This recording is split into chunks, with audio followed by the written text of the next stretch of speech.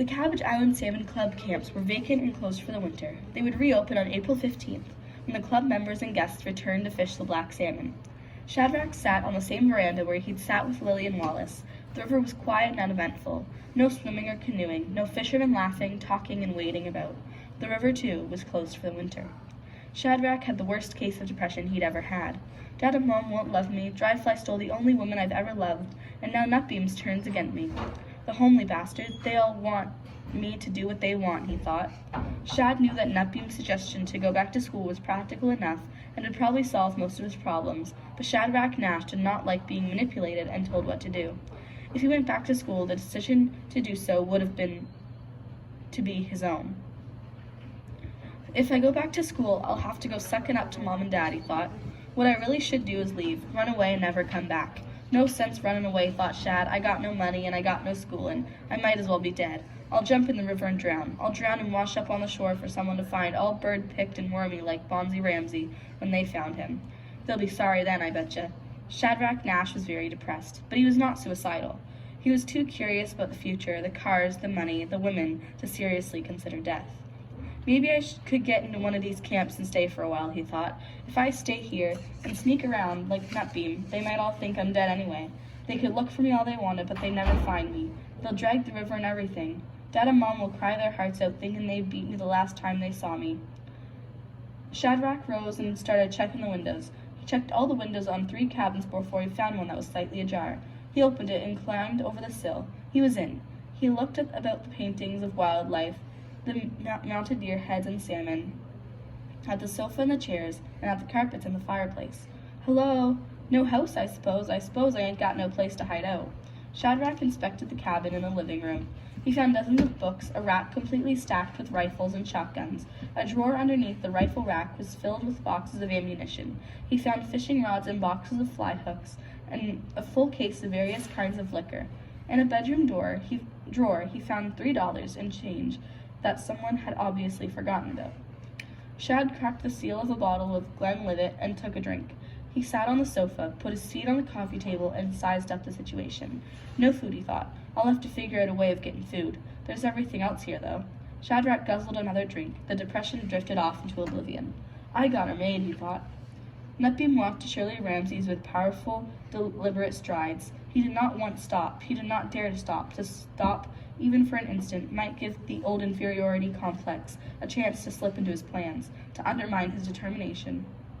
Nutbeam knew himself very well. He knew the limitations of his confidence.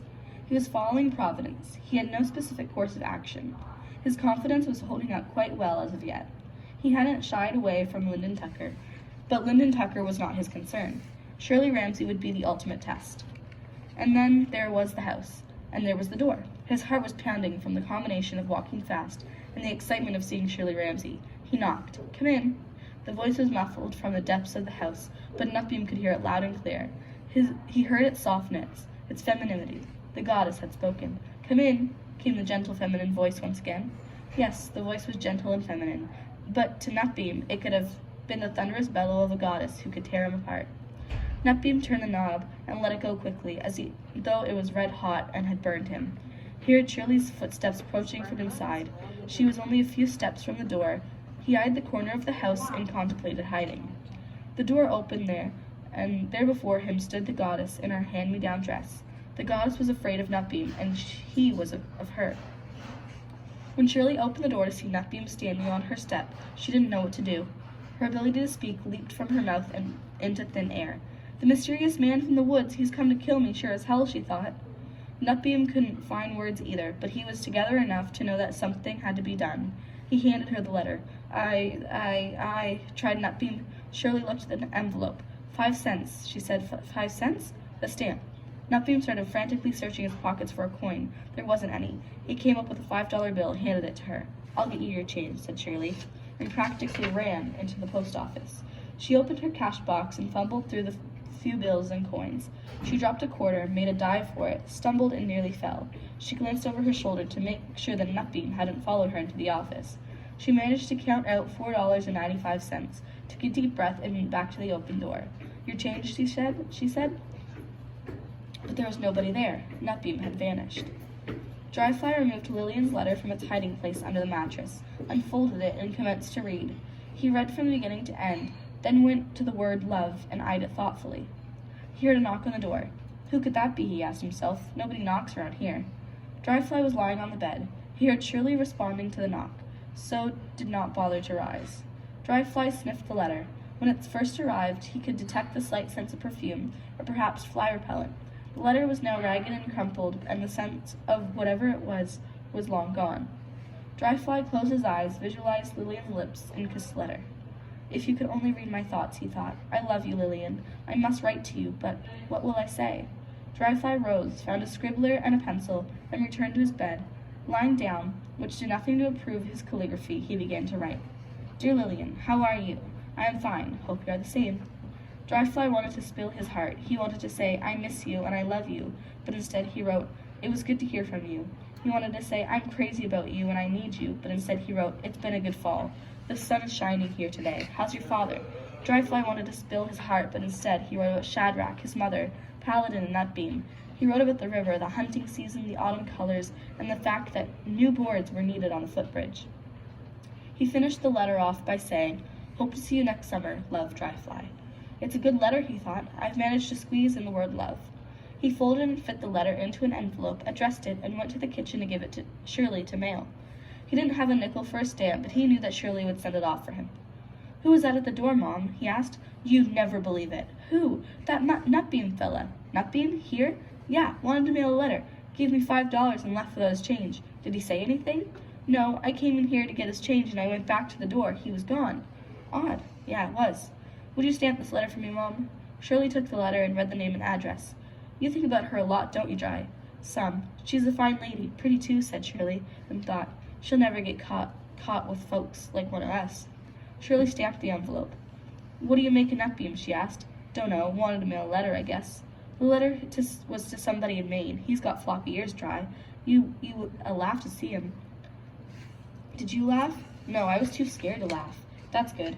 Have you ever seen him, Dry? Yeah, I've seen him. He's all right. He won't hurt you. He's a nice lad, really.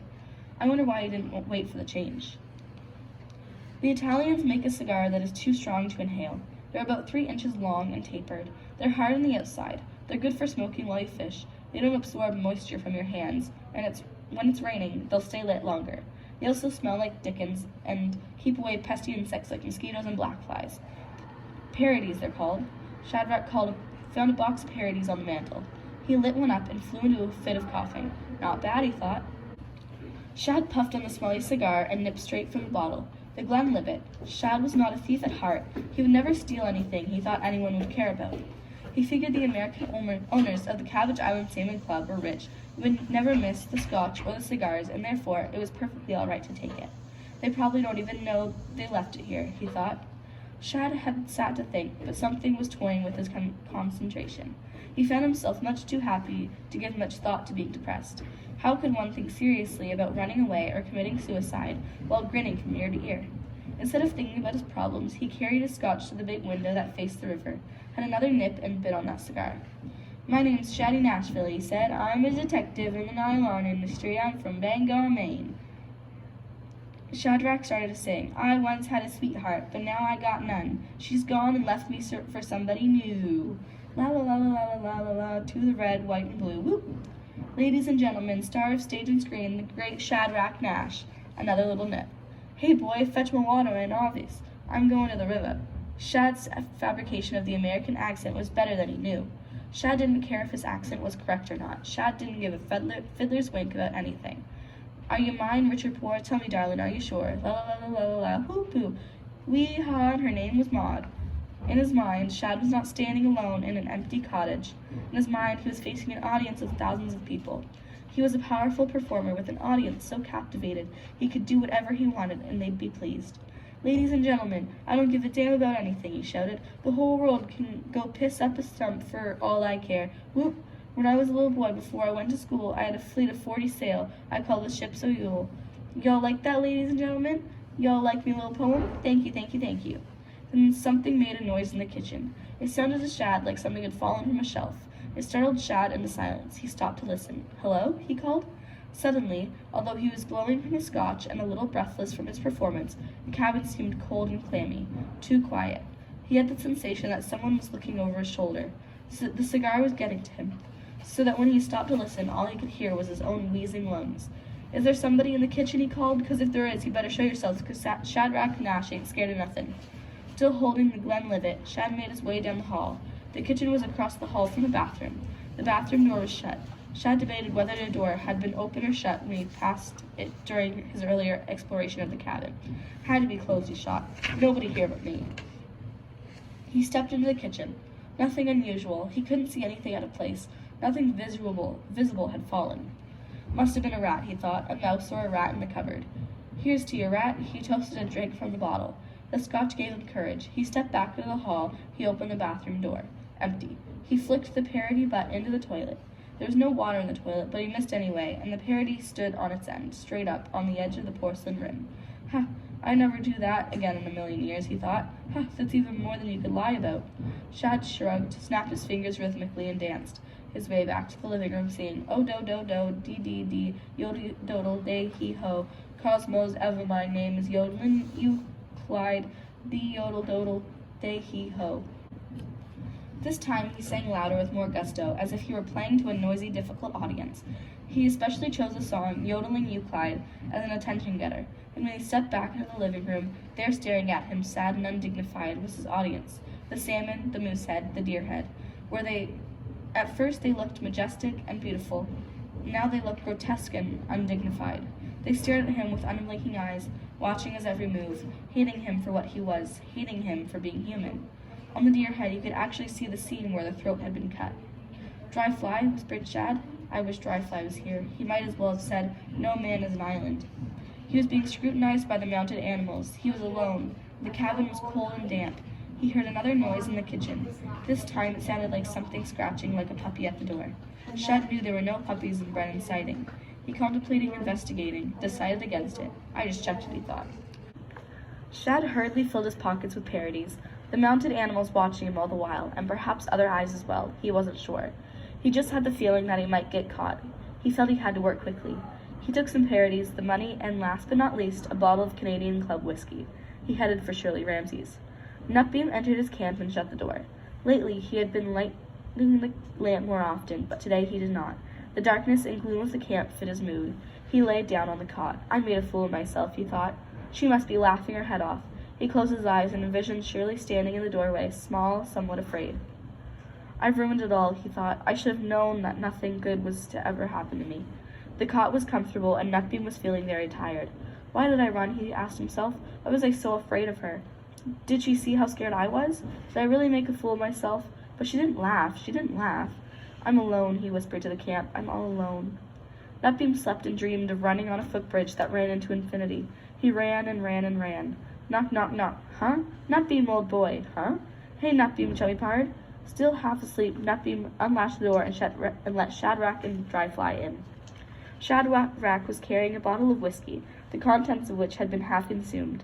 Both Shadrack and Dry Fly reeked of the rye. Dry Fly was carrying his guitar. "What are you doing in the dark, Nutbeam?" "I was sleeping," said Nutbeam, yawning so big, wide, open mouth like a black hole amid the gloom. Nutbeam lit the lamp. "Have a drink, Nutbeam, old dog. Clean her up. There's lots more where that came from."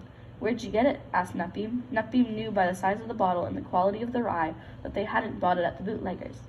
"Don't you worry about where you got it, old pal. Here, chummy pard, have a cigar." Nutbeam had only slept for 2 hours and hadn't eaten since morning. The rye shot through his system so that he could feel the effects of the first small drink. It was good. He took another drink, then a bigger one, and one more. The party began. When the rye was empty, Shad reached outside the door and pulled in a second bottle, broke the seal, and passed it around. The three were sitting at the table, and as all drunken conversations do, this one got dangerously personal. "You know, Nutbeam, you're the best lad in this world," said Shad. "Nobody ever used me any better than you." "It's good having you boys around," said Nutbeam. "I've been alone for too long. You know what I did today, boys? I wrote to Lillian Wallace. I love her, you know that?" "I've been thinking over what you've been saying, Nutbeam," said Shad, "and you're right. I should go back to school. I'm no Jeesley good in the woods." At this point of the party, all three were more or less talking at the same time. "Do you know what it's like being locked up in a place like this?" said Nutbeam. What'll happen when a man gets old? No family, no woman, alone. I'm the lonesomest man in the world, said Dry Fly, as if stating something so profound that he had to yell it out. Do you have any idea what it's like to not be able to see or touch the woman you love? I know what it's like, said Nutbeam. You're damn right I know what it's like. I'm gonna go back to school and rub all the women in Blacksville, become rich and famous, and own the Cabbage Island Salmon Club, lay right back and drink and smoke cigars, do a little fishing. I'm in love with her, I tell ya. I'm in love with the most beautiful woman in the whole world, shouted Nutbeam, as if he were arguing a point. If she's nearby, you got her made, said Dry Fly. She's near all right. Mine's all the way down in the States. Then go for her, for Jesus' sake. Can't. Go. Tell her you love her. I would, said Nutbeam. I'd have to go to Blackville School, said Shad. Can you just see me in that big school? Does she know you're in love with her? Asked Dry. No. She don't know. You know what's wrong with you, Nutbeam? You got a inferiority complex. I'm going home and telling Mom I'm going back to school, said Shad. I'm telling her right now. No, wait, you can't go now. You're drunk, you geezer. I went to see her, Dry. Went to see her and failed, said Nutbeam practically in tears. I heard Joe Louis on the radio, Nut. He said the first rule in boxing is to never give up. You're just down, Nutbeam. Don't let Mom bother you. You ain't beaten. How do you know I was talking about your mother? I know a lot of things, said Dry Fly. Elva and Bob Nash sat in the parlor. Elva was knitting Shadrack a pair of mitts. Bob was rocking, thumping his heel on the floor each time the chair rocked forward. They heard the kitchen door open, Shadrack's uneven footsteps in a moment. Shad appeared in the parlor door. He was pale and his hair was messed up. He needed a bath and was obviously drunk. Mom, Dad, I'm pretty drunk, said Shadrack. Neither Elva or Bob commented. I know you'll wanna beat me up, but before you do, I got something to say. I don't want no sass from likes of you, said Bob. I ain't gonna sass ya. First thing Monday morning, I'm going to school. Who in the hell do you think you are, coming in this house smelling like dirty old liquor, snapped Elva. Goddamn tramp, said Bob. Monday morning, going to school and make something of myself. A little boy like you drinking that dirty old liquor, what's the world coming to? A big boy like you going back to school, and in grade 7, the other lads will only be half your size. I don't care, said Shad. You don't care? Boys, you don't care, said Bob, then yelled, It's about time you started to care. You make me sick, yelled Elva. Get into that bathroom and clean yourself up, yelled Bob. School all right. You'll go to school or I'll skin you alive, said Elva. And you won't be staying home and playing hooky either, said Bob. Right now, I say, do as you're told, now. Shad staggered into the bathroom, making no effort to hide his tears. All he needed was a good beating, said Bob.